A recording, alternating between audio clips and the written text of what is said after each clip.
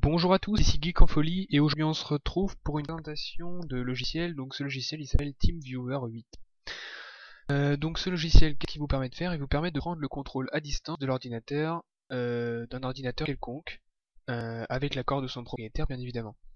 Donc en gros, par exemple, si vous avez un ami qui a un problème quelconque sur un ordinateur, vous voulez l'aider, et que vous êtes chez vous, lui il est chez lui, vous pouvez utiliser ce logiciel pour vous connecter sur son ordinateur. Vous allez avoir une fenêtre qui s'ouvre avec ce qu'il voit, vous pouvez utiliser sa souris, vous pouvez tout faire sur son ordinateur. Il y a un petit temps de décalage évidemment, mais très léger, et c'est très pratique, je l'ai déjà utilisé plusieurs fois. Donc pour cela, on va aller sur internet, à l'adresse suivante, teamviewer.com/fr si vous voulez ou pas. On arrive là-dessus. Et donc là, il suffit de cliquer sur version gratuite complète. On installe et là, il va nous télécharger le logiciel. Donc, il suffit de l'installer, classique. Installer, confirmer, une fois que c'est ouvert. Bon, bref, ça, pas besoin de vous le montrer, c'est déjà fait.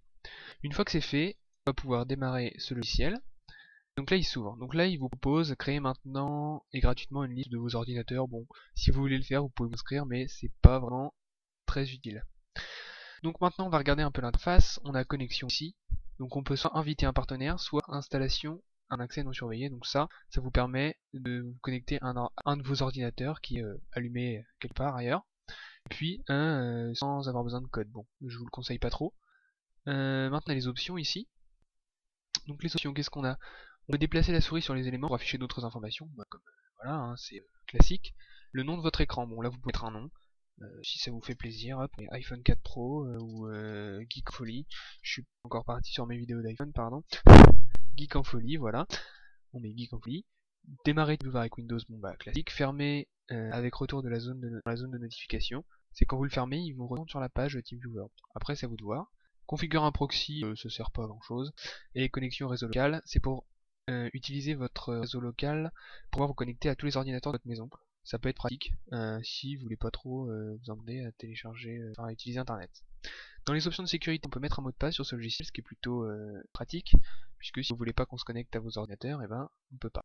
La force du mot de passe, alors 4 caractères, 6 caractères, 8 caractères, 10 caractères, ou désactiver le mot de passe. Donc là c'est un mot de passe à 4 caractères. L'ouverture de la session Windows, alors on vous dit autorisé pour tous les utilisateurs, les administrateurs seulement ou non autorisés. Là, vous laissez par défaut, ça marche très bien. Et la liste noire et la liste blanche, on vous dit une fenêtre de dialogue pour configurer les listes noires et les listes blanches. Utilisez ces listes seulement si vous souhaitez bloquer certains utilisateurs. Donc là, par exemple, vous pouvez saisir l'idée de plusieurs utilisateurs. Bon. Si vous voulez bloquer quelqu'un qui essaie de se connecter à votre ordi, bah vous pouvez. Le contrôle à distance, la qualité, on peut privilégier la qualité de l'image, privilégier la vitesse, ou mettre des paramètres personnalisés. Ce que je vous conseille, c'est sélection automatique, ça va faire moitié-moitié, ce qui est plutôt pas mal. Puisqu'on arrive à une qualité d'image moyenne, voire bonne, et une rapidité très très correcte. Ensuite on a masquer l'arrière-plan distant. En gros ça va juste vous ouvrir une fenêtre et pas ouvrir sur tout votre écran, donc vous pourrez faire autre chose en même temps sur votre propre ordinateur. Afficher le pointeur de votre partenaire, c'est-à-dire qu'il affiche la souris de votre partenaire sur son écran. Si vous voulez l'activer, vous le faites. Après c'est suivant vos préférences. Réglage par défaut du contrôle à distance.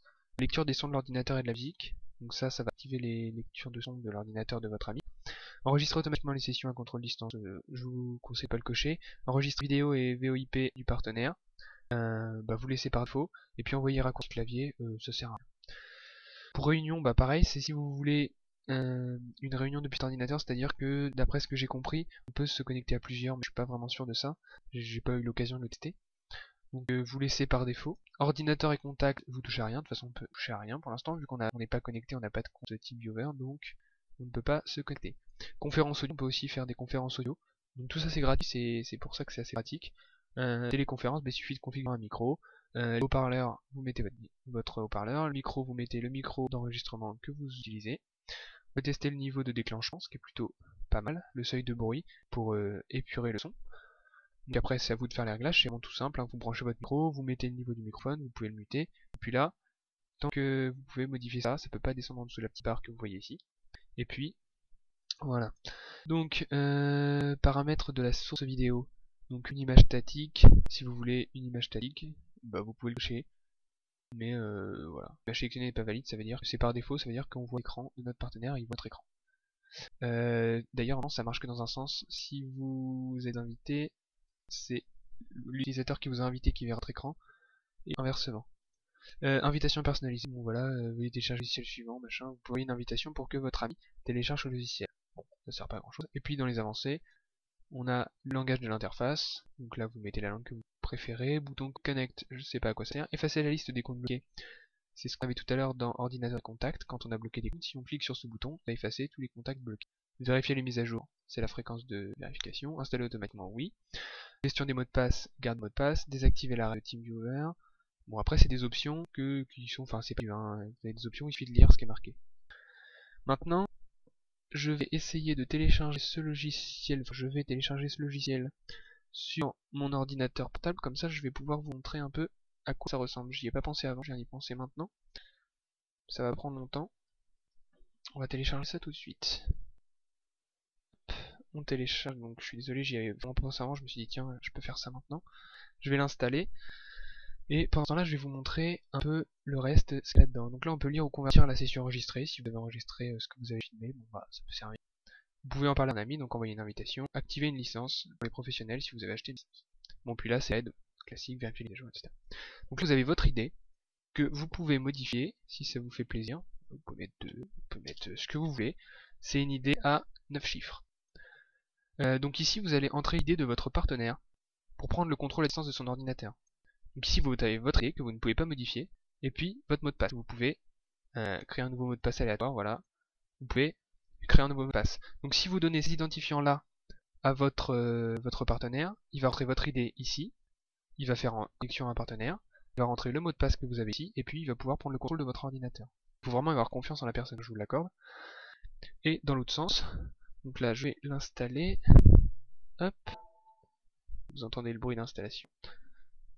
Hop, utilisation personnelle, j'accepte la licence. Hop, voilà, donc ça va s'installer, c'est très rapide à s'installer. Et vous pouvez aussi transférer des fichiers, donc ce qui peut être pratique. Vous rentrez l'idée du partenaire, vous cliquez sur transfert de fichiers, vous vous connectez, et puis vous rentrez le mot de passe et vous pouvez lui envoyer des fichiers. Donc c'est plutôt pratique, ça évite de devoir les uploader sur un site de partage, euh, ce qui est plutôt pratique. Donc là, il a bientôt fini de l'installer, je vais pouvoir le lancer. Voilà. Donc là j'ai mon idée de mon ordinateur portable, c'est le 473 730 521. Voilà. Je fais contrôle à distance, connexion à un partenaire. Il va me demander le mot de passe. Le mot de passe c'est 1517. Ne vous inquiétez pas, le mot de passe change à chaque fois, donc vous pourrez pas vous connecter à mon ordinateur. Et là, on clique.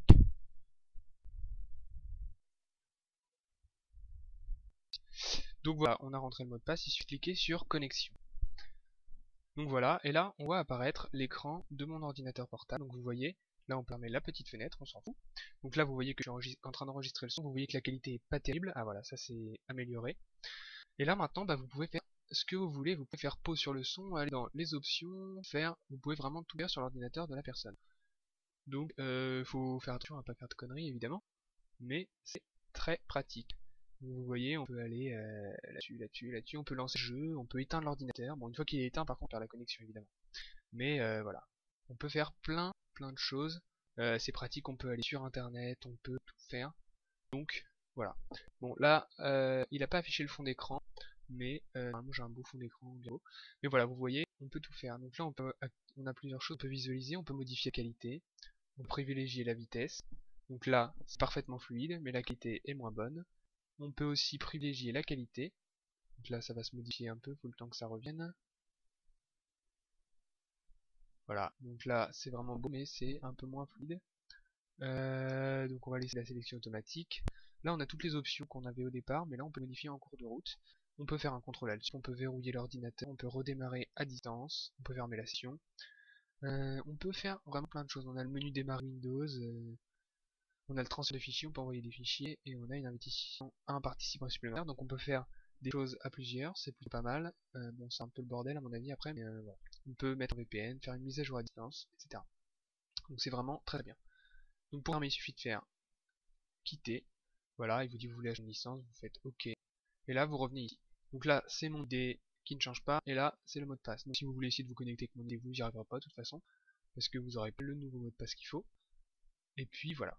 Et là vous avez le mode réunion où vous pouvez démarrer une réunion spontanée avec l'idée de réunion et votre nom. Donc là moi c'est mon nom de sens, et puis l'idée de réunion c'est l'idée de tous vos partenaires, et vous allez arriver sur, je crois, un truc multi-écran.